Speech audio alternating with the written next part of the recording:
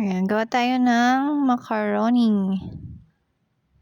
Ito pa yung natira pa 'to nung New Year. Sayang naman. Sauce lang ang nagkulang. So, wala nga ako ditong ground pork. So, ang pinalit ko dito is yung corned beef.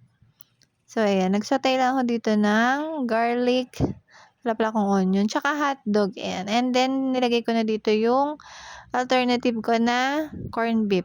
Pag wala akong ground pork. Ayan. Masarap din tong corned beef in fairness. Tapos, nilagay ko na yung sauce. Tapos, naglalagay talaga ako ng ketchup. Ewan ko. Basta nakasanayan ko na. Tapos, ayan. Brown sugar and then ground black pepper. Parang medyo sweet pa siya ng konti. And mekos-mekos lang. Madali lang naman to maluto tong sauce ng spaghetti. Tapos, ayan na. Luto na siya. Ganito lang ako kasimple. Hindi ko nalalagyan ng tubig para siya, malapot siya. Para pag hinahalo mo siya sa pasta, di ba dumidikit siya? So, ayun, kain tayo. May simple spaghetti.